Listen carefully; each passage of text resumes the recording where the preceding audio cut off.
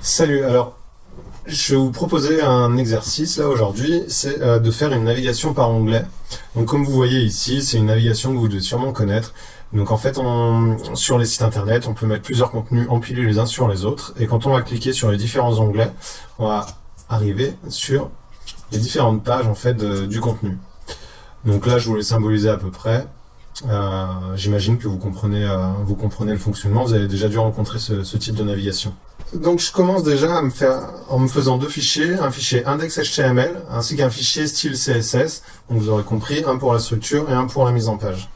Donc hop, je fais mon petit raccourci, point d'exclamation, tabulation, hop, j'ai mon corps de page, j'enregistre, document, à la place de ça je vais mettre navigation par onglet.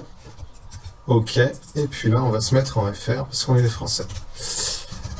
Donc voilà, donc mon contenu va se trouver ici. Donc je vais commencer tout de suite en faisant un wrapper, en fait, ce qui va me permettre de le manipuler, de le déplacer comme je veux assez facilement, et de clarifier un petit peu le code. Donc point nav onglet wrapper. Tabulation, ok. Donc maintenant le principe en fait ça va être de faire 3 pages. Donc page $ fois 3, et si je mets un point devant, ça va me faire alors page point p $,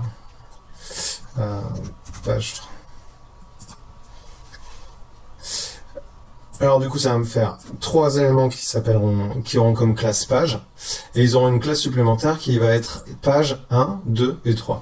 Donc ça va nous aider à les cibler plus facilement. Hop, donc voilà, on a les 3 contenus. Et donc dedans en fait on va mettre pour chacun un bouton, donc en fait un onglet. En fait, ce sera à proprement dit l'onglet, ce sera la partie sur laquelle on va cliquer. Donc en gros, ces parties-là qui se retrouvent au-dessus. Ok. Alors, tac, point bt, onglet, tabulation. Et là, on va chercher l'onglet dièse 1. Triple clic, CTRL C. CTRL V, Shift Tab pour revenir en arrière, hop, 2, ok. Donc ça, avec Emmet, vous n'êtes même capable de le faire vous-même. De faire en sorte à ce que tous les chiffres se suivent là. Ok, et donc pour chacun, en fait, on va mettre un contenu. Donc, point, c'est un peu bête, mais je vais les appeler blocs. Hop, tabulation. Alors, je vais bien... Là, je vois que c'est pas bien indenté, le code. Hop. Voilà, là, je suis bon. Et dedans, je vais mettre B fois 3, donc 3 paragraphes, qui auront dedans du lorem ipsum, et environ 40 mots. Tabulation. Ok, j'enregistre. Hop. Et je vais venir dupliquer mes blocs. Alors là aussi, je vois que c'est pas bien aligné. Hop. Tabulation. Juste une petite ligne. Hop. Ok. Donc en fait, c'est lui qui a l'air de pas vouloir se caler. Ok, j'enregistre. Maintenant, si je réactualise ma page ici, tac. Donc j'ai onglet 1, onglet 2, onglet 3, et ensuite j'ai mes 3 paragraphes qui me servent un petit peu de structure, enfin qui me servent de contenu factice. Donc on va s'occuper tout de suite de designer cette page. Donc pour vérifier déjà que la page est bien liée, je vais faire un HTML, tac. Donc background color de point dièse 1111, enfin triple 1, ça va me faire un presque noir. Et color, tac, dièse, FFF, full, j'enregistre, le texte devrait être blanc et le fond devrait être noir. Alors, bon, je fais une bêtise parce que j'ai pas enregistré. Ah, oui, forcément, faut peut-être que je lis mon CSS. Donc link, tabulation, href, style.css. Sachant que mon fichier CSS, il est au même niveau que mon index HTML, il est pas dans un dossier particulier, donc il est facile d'y accéder. Je réactualise, ok, bon bah là c'est bon. Donc maintenant, je vais vite lui dire que je lui texte sans sérif, ff2.ss, tabulation, fond de famille sans sérif. Donc ça, les raccourcis, au cas où, pour ceux qui n'auraient pas vu des cours avec Emmet, j'utilise le plugin Emmet. Ça s'écrit comme ça. Et ça permet d'écrire du code beaucoup plus rapidement. Hop, j'enregistre. Tac. Ok, c'est tout bon. Donc le premier boulot, ça va consister à faire 3 blocs, à déterminer 3 blocs qui vont faire une certaine largeur. Donc on va pouvoir déjà déterminer sur nav onglet wrapper et déterminer que sa largeur va être, par exemple, je sais pas, de 80% pour le centrer par rapport à la page. Donc on va faire ça. Inspecter. Ok. Là, j'ai créé une nouvelle règle pour nav onglet. Donc je vais mettre un background. Tac. Ouais. Ça c'est pour déterminer, pour bien visualiser où se trouve ce bloc, quelle taille il fait, etc. Donc là j'ai changé de couleur. Hop. Ok, et je vais lui mettre une transparence, ça va me permettre d'encore mieux voir les choses, vous allez voir quand ça va se superposer. Donc ensuite, je fais une nouvelle règle pour toutes les pages. Donc les pages en fait c'est le contenu avec l'onglet et avec le contenu de la page. Donc ok. Maintenant que j'ai fait ma nouvelle règle, je supprime juste le page 1. Hop. Et donc sa largeur, il n'y a pas de souci, il va faire 100% de son parent. Mais surtout on va lui mettre un background. Donc là je mets background tout court parce que je ne vais pas utiliser de background image. Hop, orange. Ok. Tac. Donc voilà, vous voyez là ça met bien en évidence les 3 blocs. Ok. Et maintenant ce que je vais faire, c'est que je veux que mes boutons onglets aussi fassent 30% de large.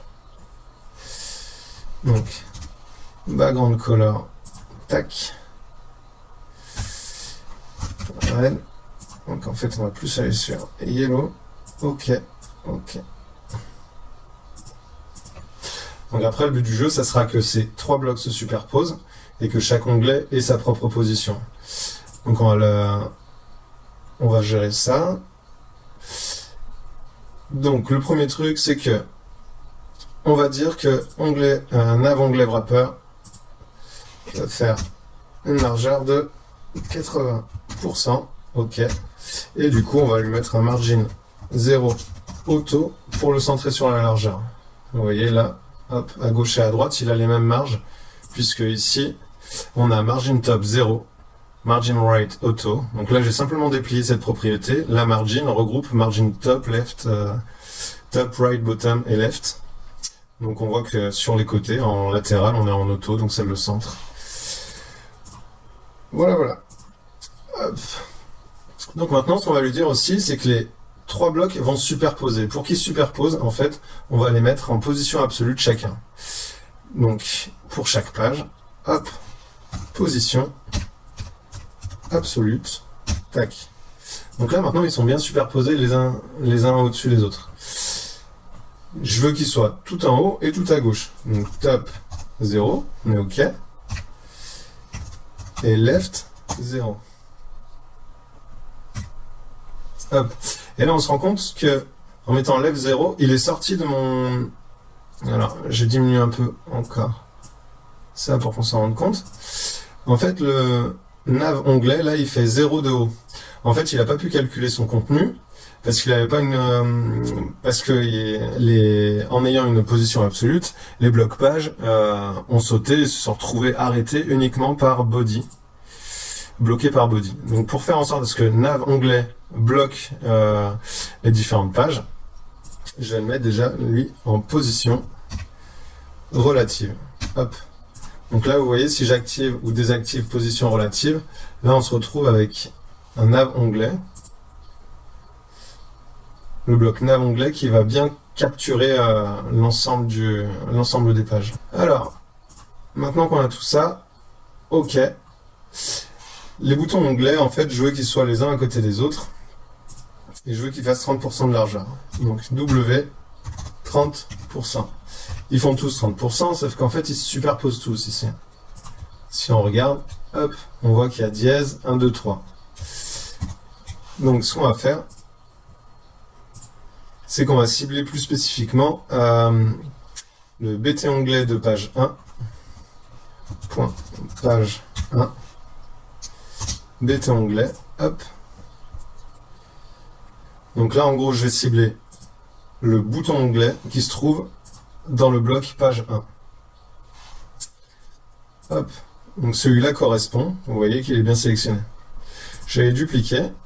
Ici, j'ai dupliqué cette règle. Hop. Tac, tac. Donc, à la place de 1 ici, je vais mettre 2. À la place de 2, hop, 3. Ok, ok, ok.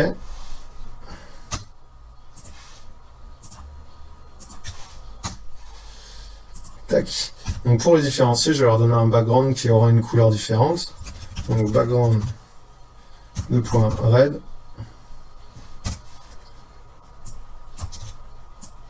Background green. Background bleu. Ok. Donc on voit notamment que la troisième page se retrouve au-dessus de toutes les autres. Donc, ok. On va donner à chaque onglet une position absolue afin de les coller soit à gauche, soit au milieu, soit à droite. Donc, pour tous les BT onglets, donc ici, position de point absolute. Ok. Donc là, vous voyez que du coup, tous les blocs ont remonté.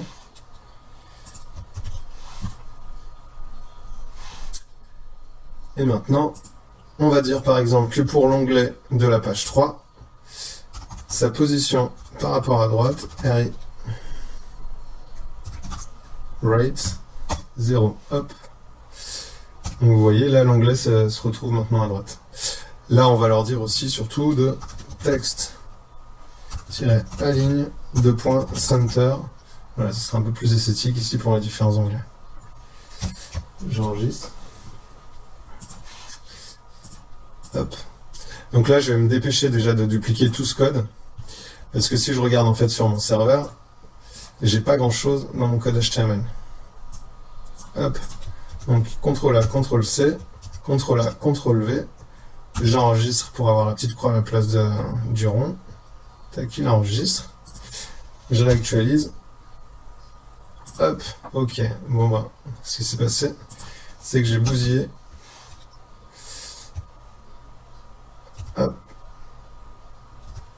CTRL A, CTRL C, CTRL Z, tac. En fait, il aurait fallu que je le colle juste derrière, je croyais que j'avais tout. Hop, je réactualise, c'est bon, j'ai sauvé mon code. Alors, ok.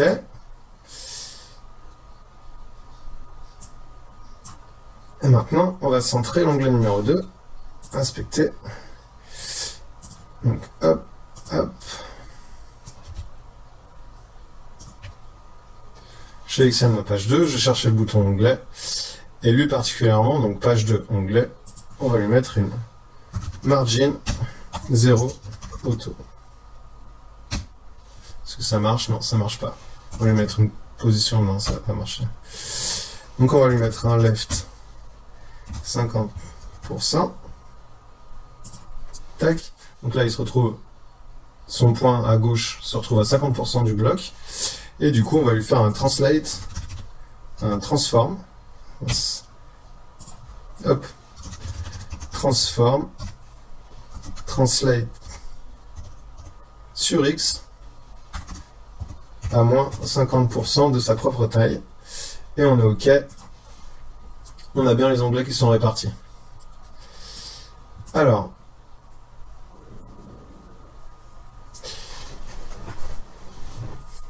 sur chaque bloc, je vais rajouter... Alors, j'ai pas encore fait de règle pour les blocs, je vais juste leur rajouter un padding de 2 EM. Voilà, ce sera un peu plus esthétique. OK. Donc attention, là, ce code, du coup, il n'est pas dans mon style.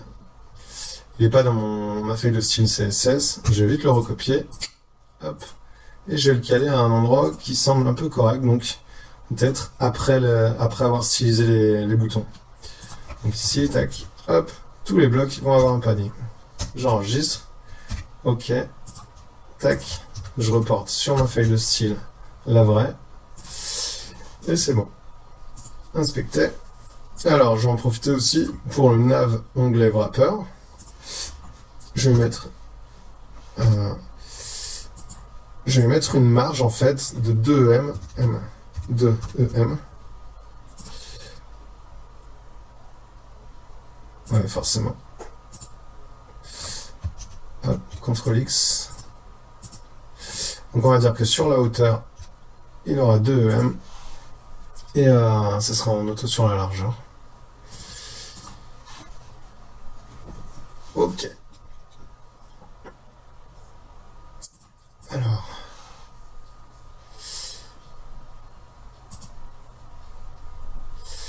J'ai rajouté des règles en fait pour page 1,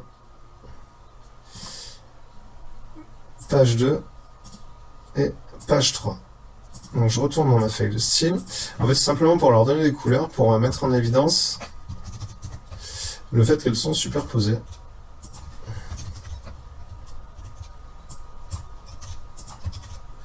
Hop, page 3. Hop, contrôle, clic. OK. Alors, du coup, je vais leur donner les mêmes couleurs que les boutons. Ça permettra de bien mettre en évidence quel onglet est actif. Hop, hop, hop. OK. Donc là, on se rend compte que c'est la page 3 qui se retrouve en premier plan. OK. Celle-là, du coup, se retrouve en deuxième plan. Et la rouge se retrouve tout à la fin. OK. Donc là, nous, ce qu'on veut pour pouvoir cliquer sur les différents onglets, il faut qu'ils sortent en fait de ce bloc. Sinon, là, on va cliquer ici, par exemple, je clique pas sur la page 3, je clique je clique pas sur l'onglet 2, je clique sur la page 3. Donc pour ça, on va leur donner une position relative. En fait, on va les faire remonter pour les faire sortir de chaque bloc. Donc chaque bouton onglet, et ici je suis sur le bon...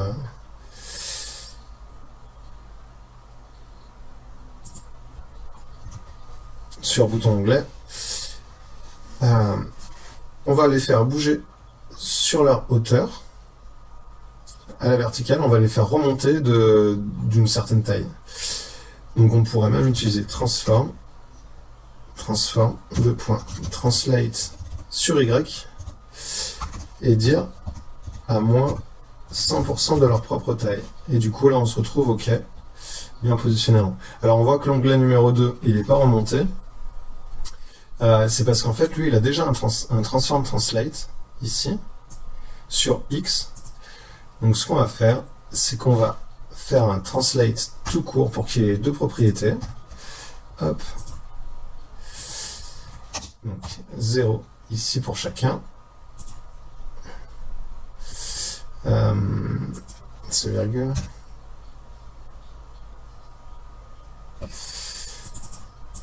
Hop. Alors, 2 0 sur l'horizontale et de moins 100% sur la hauteur. Du coup, ça me permet ici de recopier ça et de mettre la même chose pour la page, l'onglet de la page 2. Et au lieu d'être à 0, ici sur la gauche-droite, ça va être à moins 50% de sa propre taille. Et c'est bon, on a pu les repositionner. Donc là, maintenant, effectivement, je peux sélectionner chaque onglet indépendamment. Enfin voilà, il n'est pas recouvert par les différentes pages. Donc je vais recopier tout ce code. CTRL C. CTRL A, CTRL V. J'enregistre. Alors, là, je vois que j'ai un petit panneau, il faut que je vérifie. Ouais, c'est bon, il n'y a pas de code là-dedans, il n'y a pas de souci. Hop, je réactualise, et c'est tout.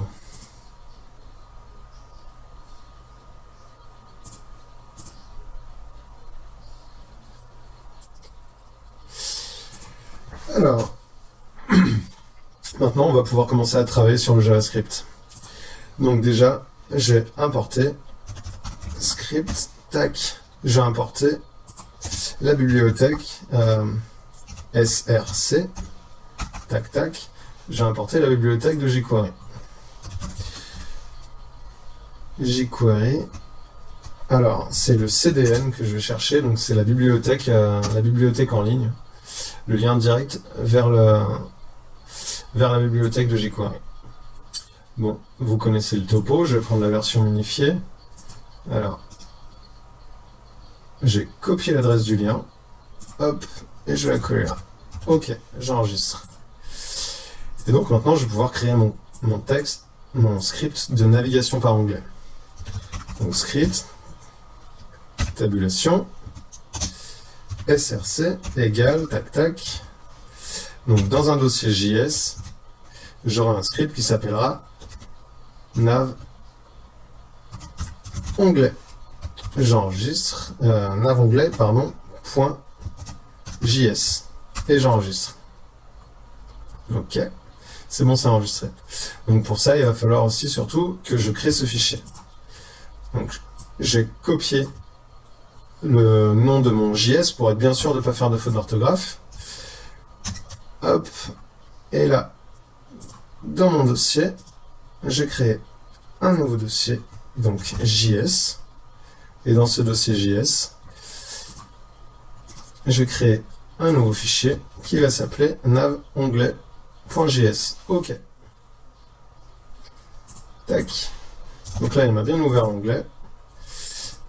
Il m'a bien ouvert le fichier JS. Donc je vais commencer tout de suite en mettant tac, tac, tac. Tac. Donc $parenthèse, c'est pour déclarer le début de jQuery. Vous connaissez, je vous renvoie éventuellement à la version hop, $fonction. Tac. Je vous renvoie à d'éventuels tutos sur comment enclencher jQuery dès le début dans un fichier JS. J'enregistre. Ok. Là, je mets un alerte. Yo. Ok. Et comme ça, quand je réactualise, si le fichier est bien chargé et si jQuery est bien pris en compte, du coup, ça devrait m'afficher yo. Hop. Yo. Ok, c'est tout bon. Donc là, tout est bien affiché. Donc, comment on va procéder? Hop. Vous allez voir, le script, en fait, il est tout bête, mais ça permet déjà de comprendre un peu comment fonctionne jQuery. Maintenant que vous avez vu un petit peu, vous avez vu l'ensemble de... Maintenant que vous avez pu faire le tuto sur l'initiation à jQuery. J'enregistre. Hop. Alors, ça c'est bon, j'ai plus besoin du alertio. Donc je suis toujours entre mes accolades ici. Tac. Alors, moi, ce que je veux, c'est que quand je clique sur un des onglets, tac, tac, et ben, son contenu soit celui qui est sélectionné, celui qui est en cours, et du coup, qui vienne en première ligne, au premier plan. Donc, hop, je fais un clic droit, inspecter, et je vais récupérer, en fait, cette classe. Donc, bt onglet. Je sélectionne, CTRL-C, hop, et du coup, pour le sélectionner en jQuery, c'est entre parenthèses, entre guillemets, et l'élément qui permet de le sélectionner en CSS. Donc ici, ça va être sa classe. Hop, il y a un petit souci. Hop. C'est bt onglet, point bt onglet. Hop. Tac, j'enregistre. Point clic. Donc au point clic, on va appliquer une fonction qui va s'appeler go to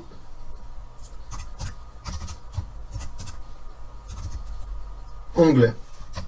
Ok, donc Là, elle est en bleu parce qu'en fait, donc moi je suis sur Code Anywhere hein, toujours, et pour l'instant elle n'est pas encore définie cette fonction. Donc on va le faire, on va la définir. Function, tac, entre accolades, ok. Donc, function plutôt comme ça.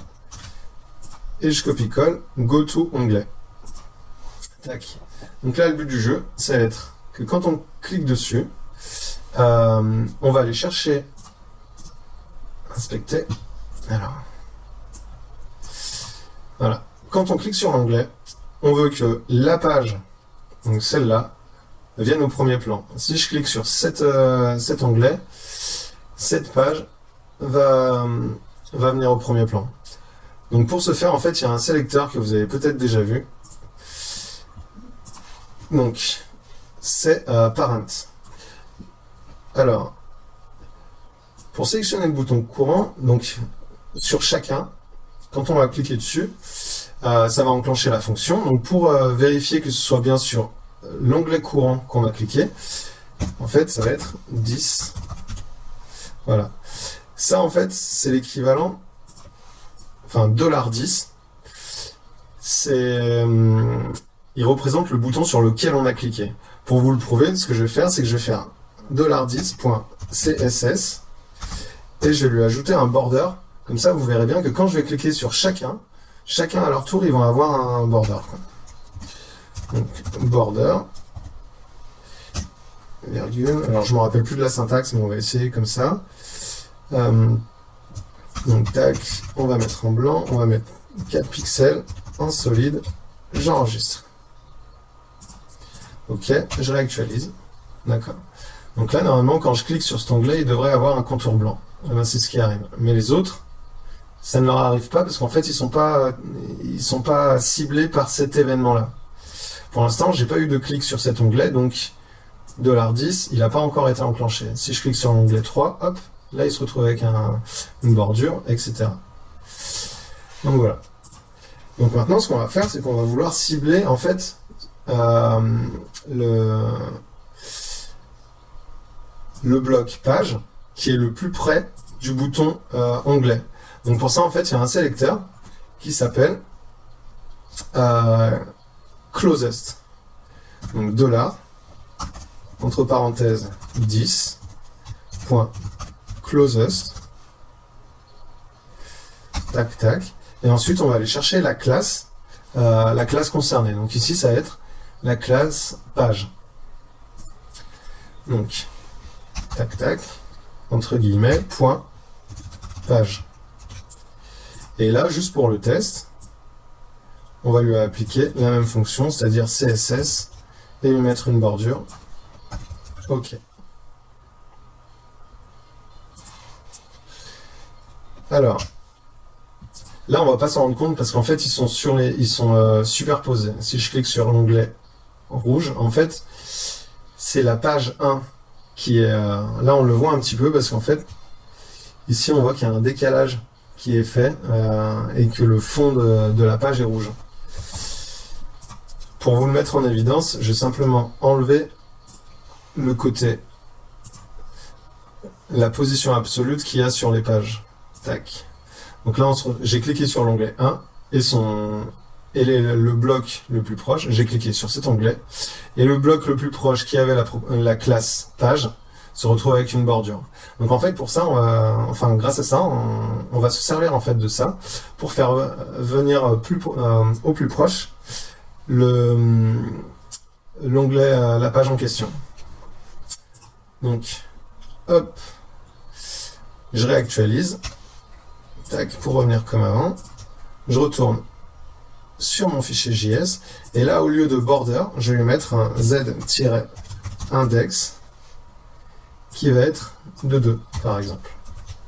Donc du coup, en fait, quand je vais cliquer, la page correspondante va se retrouver sur un plan qui va être plus proche de nous. Donc j'enregistre, hop, je réactualise, je clique sur l'onglet 1, hop, et là, l'onglet rouge, la page rouge vient plus proche. Là, ici, elle est un peu bleue parce qu'elle se retrouve, parce qu'elle est un peu transparente, si vous vous en rappelez. Donc, le vert, le bleu, ok, on est bon.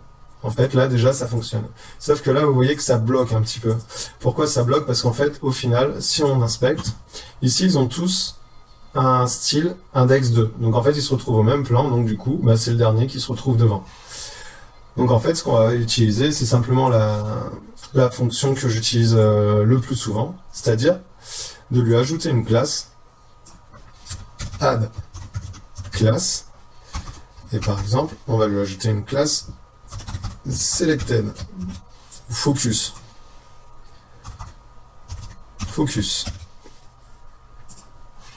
Point virgule, j'enregistre.